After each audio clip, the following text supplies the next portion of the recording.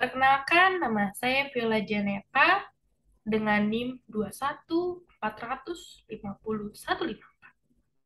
Saya mendapatkan tugas dari Bu Diana, yaitu dosen mata kuliah Hukum Agraria kelas D, untuk membuat vlog mengenai warisan. Jadi, supaya video ini lebih menarik, saya akan menampilkan PPT mengenai waris. Stay tuned.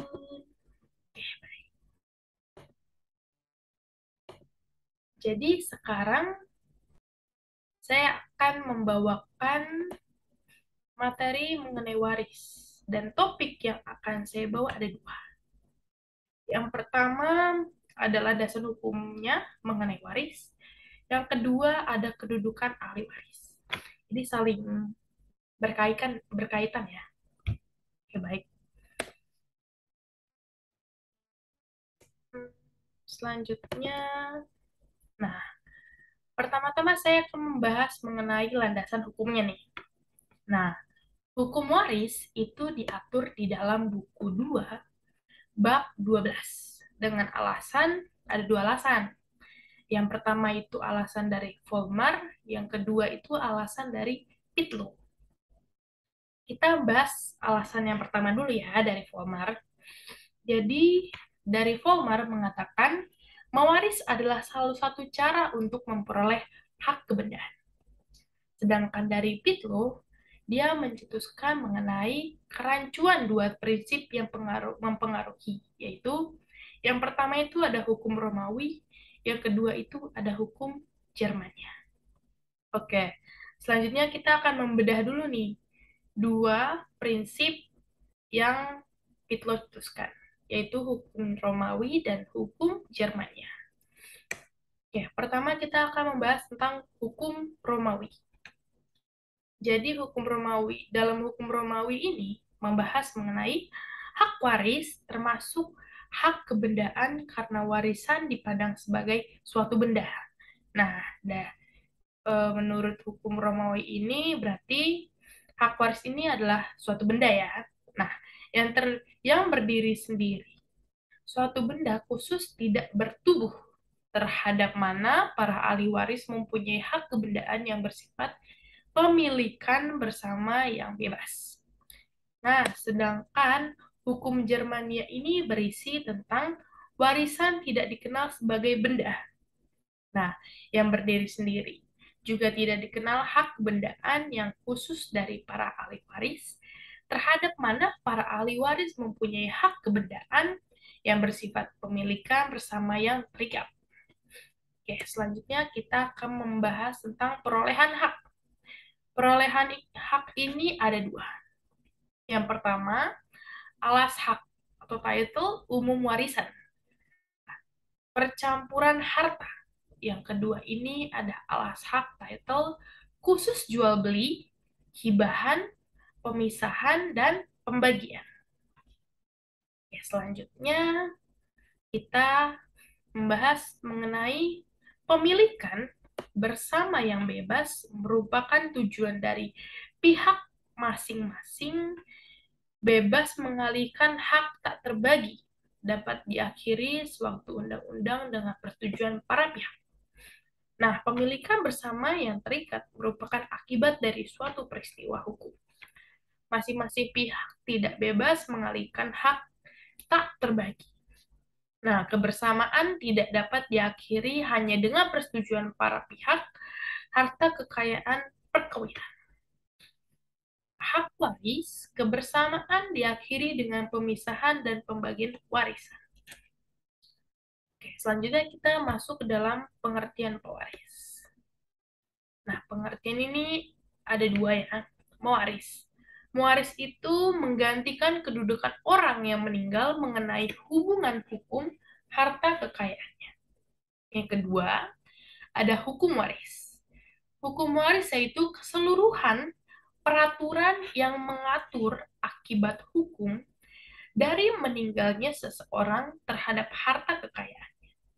perpindahannya kepada para ahli warisnya, baik dalam hubungannya antara mereka sendiri maupun hubungannya dengan pihak ketiga. Oke, selanjutnya kita akan membahas unsur-unsur nih pewarisan. Di sini terdapat 3 unsur pewarisan. Yang pertama itu ada orang yang meninggal dunia, yaitu pewaris. Yang kedua ini ada orang yang masih hidup yang menerima peralihan hak dan kewajiban, yaitu ahli waris. Yang ketiga adalah hak dan kewajiban yang beralih, yaitu ada warisan. Oke. Selanjutnya, ini pengertian dari masing-masing pembagian unsur tadi ya. Waris adalah orang yang meninggal dan meninggalkan harta kekayaan. Sedangkan ahli waris merupakan yaitu mereka yang menggantikan kedudukan hukum dari orang yang meninggal dalam kedudukan hukum kekayaan. Nah, mereka adalah penerima hak dan kewajiban dengan alas hak umum. Yang ketiga ini ada warisan, yaitu harta yang ditinggalkan oleh orang yang meninggal berupa aktiva dan pasiva. Bisa dibilang hak dan kewajiban. Next. Nah, pewarisan ini ada 2 juga nih. Yang pertama karena undang-undang. Yang kedua ini karena wasiat. Nah, warisan, hak dan kewajiban yang beralih hukum harta kekayaan. Ini ada 3 poin. Poin yang pertama adalah hak yang bersumber pada hukum keluarga yang pada dasarnya tidak dapat diwariskan dengan kekecualian, misalnya yang pertama, hak menyangkal keabsahan seorang anak. Ini terdapat dalam pasal 251 sampai pasal 254 KUH Perdata. Yang kedua, ini ada hak seorang anak untuk menuntut agar dia diakui sebagai anak sah. Ini terdapat dalam pasal 269 junto pasal 271 KUH Perdata. Poin yang kedua, ini ada hak yang bersumber pada hukum harta kekayaan yang tidak dapat diwariskan. Misalnya hak kepakai hasil, ini terdapat dalam pasal 807 KUH Perdata. Yang kedua, selanjutnya ada bunga jagak hidup, terdapat dalam pasal 1779 KUH Perdata. Selanjutnya ada kontrak kerja berakhir, ini terdapat dalam pasal 1603 KUH Perdata. Selanjutnya ada pemborongan, terdapat dalam pasal 1612. Selanjutnya ada pemberian kuasa, terdapat dalam pasal 1813 KUH Perdata. Yang terakhir ada PETSAP. Ini terdapat dalam pasal 1646 KUH Perdata. Poin yang ketiga, ini ada hak tertentu yang beralih tetapi tidak dapat dalam bentuk semula. Hak pengarang berakhir 50 tahun sejak matinya pengarang. Ini terdapat dalam pasal 37.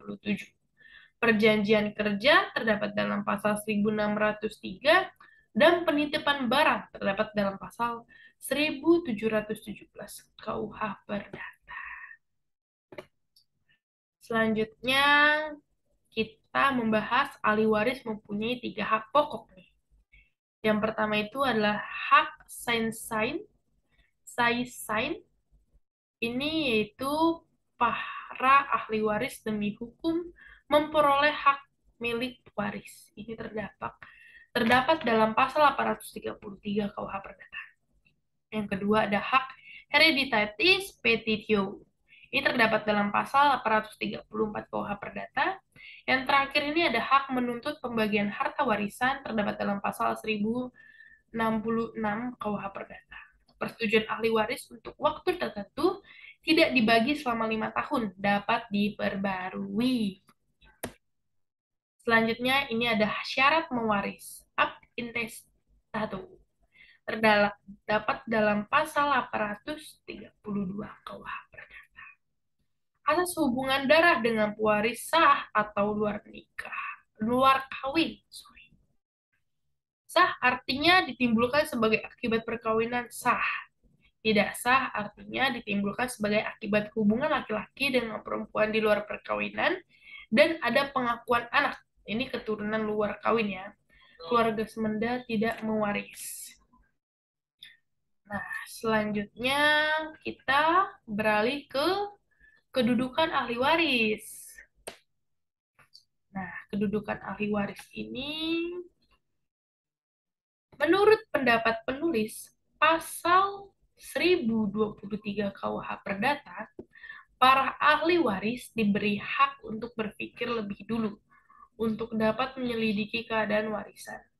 Selama ahli waris menyelidiki keadaan harta warisan mereka, dapat melakukan pembagian warisan untuk dapat disampaikan kepada yang berwajib atau yang berkepentingan. Nah, selanjutnya, di dalam menentukan sikap, ada tiga kemungkinan nih. Ada tiga. Kemungkinan yang pertama, itu ada menerima warisan secara murni.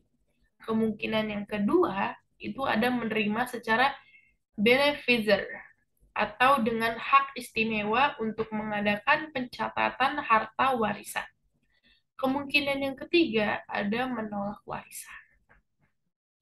Nah, ketentuan pasal 1024 KUH Perdata menentukan hak berpikir diberikan selama 4 bulan. Namun, pengadilan dapat memperpanjang atas dasar alasan yang mendesak satu atau beberapa kali. Dalam praktik, tidak banyak ahli waris menggunakan haknya untuk berpikir. Biasanya langsung menentukan pilihan menerima dengan murni. Selanjutnya, nah, hak warisan terpisah dari hak kekayaan pribadi ahli waris.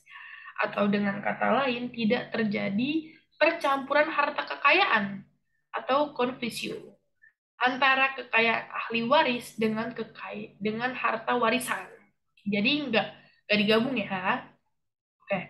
Ahli waris dapat memilih salah satu dari tiga kemungkinan sebagaimana yang ditentukan dalam pasal 1023 KUH Perdata.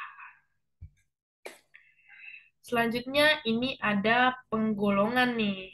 Penggolongan ahli waris menurut hukum perdata. Jadi, menurut Kitab Undang-Undang Hukum Perdata, ada urutan-urutan tertentu mengenai siapa-siapa saja yang berhak untuk mewaris. Jadi, di sini ada golongan ke-1, ada golongan kedua, ada golongan ketiga, dan ada golongan keempat. Ada 4 golongan nih untuk menentukan siapa-siapa saja yang berhak mewaris. Oke, kita masuk ke dalam golongan pertama. Golongan pertama ini meliputi suami atau istri yang hidup terlama, serta anak-anak sah maupun anak luar kawin yang diakui dan keturunannya. Jadi, walaupun anak luar kawin ini masih bisa mewarisi, tapi yang diakui dan keturunannya murni. Oke, menurut pasal 852 BW, disebutkan bahwa yang menjadi ahli waris golongan pertama adalah anak-anak atau sekalian keturunannya. Jika anak-anak masih hidup pada saat warisan dibagi, maka sekalian keturunan dari anak-anak tidak dapat mewaris karena tertutup oleh orang tuanya. Nah, berkaitan dengan anak adopsi, ini mengenai anak adopsi ya. Menurut Profesor Ali Afandi menyatakan bahwa anak adopsi berkedudukan dalam hukum sama seperti anak yang lahir dalam perkawinan. Ingat ya, berarti anak adopsi ini kedudukannya sama dengan anak yang lahir dalam perkawinan. Orang yang mengadopsinya berarti masih dianggap keturunannya. Akan tetapi, Kitab Undang-Undang Hukum Perdata, yaitu KUH Perdata, sendiri tidak mengenal adopsi. Jadi bertentangan menurut pendapatnya Prof. Ali Afandi dengan KUH Perdata mengenai adopsi. Selanjutnya, kita masuk ke dalam golongan kedua. Nah, golongan kedua itu meliputi orang tua, ayah, dan ibu, serta saudara-saudara sekandung, serta anak keturunannya. Pasal 854 ayat 1 KUH Perdata menyatakan bahwa apabila seorang meninggal dunia tanpa meninggalkan keturunan maupun suami atau istri yang hidup terlama, sedangkan bapak dan ibunya masih hidup, akan menjadi ahli waris dari anaknya yang telah meninggal dunia. Selanjutnya, dalam pasal 855 KUH Perdata, ditentukan bahwa apabila orang yang meninggal dunia itu tanpa meninggalkan keturunan atau pun istri atau suami, sedangkan ayah atau ibunya masih hidup, maka ada tiga nih. Poin yang pertama, ayah atau ibu mendapatkan seperdua dari harta warisan jika yang meninggal itu hanya mempunyai seorang saudara yang mendapat seperdua lebihnya. Poin yang kedua, ayah atau ibu mendapat sepertiga dari harta warisan jika yang meninggal itu mempunyai dua orang saudara yang mendapat 2/3 lebihnya. Poin yang ketiga, itu ayah atau ibu mendapatkan seperempat dari harta warisan jika yang meninggal itu mempunyai lebih dari dua saudara yang mendapat 3/4 lebihnya.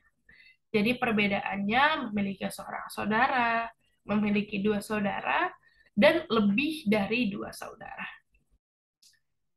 Selanjutnya kita akan masuk dalam golongan ketiga.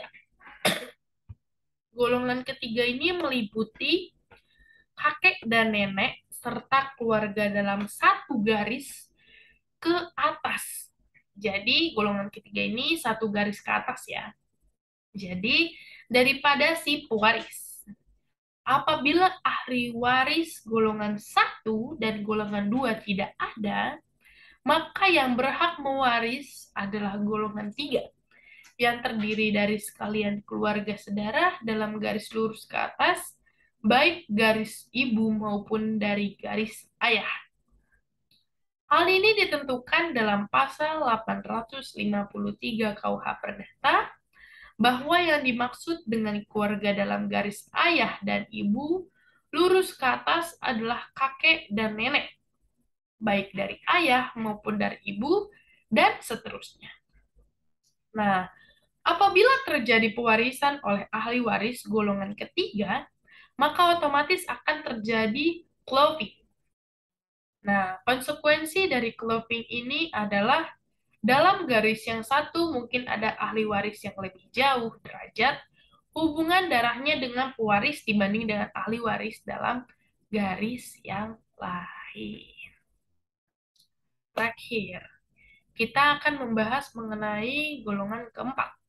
Nah, untuk golongan keempat ini meliputi keluarga garis ke samping. Perbedaan dari golongan ketiga, ini garis lurus ke atas, sedangkan golongan keempat ini garis ke samping sampai derajat ke-6. Jadi, menurut pasal 858 ayat 1, KUH Perdata dalam hal tidak ada saudara golongan 2 dan sanak saudara dalam salah satu garis lurus ke atas, yaitu golongan ketiga, maka setengah bagian warisan di-cloning menjadi bagian sekalian keluarga sedarah dalam garis lurus ke atas yang masih hidup. Ini kelompok ahli waris dan dalam garis yang satu. Nah, sedangkan setengah bagian dari menjadi bagian para sanak saudara dalam garis yang lain. Para sanak saudara dalam garis yang lain adalah para paman dan bibi dan sekalian keturunan dari paman dan bibi yang telah meninggal dunia terlebih dahulu. demikian bisa saja terjadi ahli waris golongan ketiga mewaris bersama-sama dengan ahli waris golongan keempat. Clothing atau harta warisan dilakukan apabila ahli waris golongan pertama dan golongan kedua tidak ada.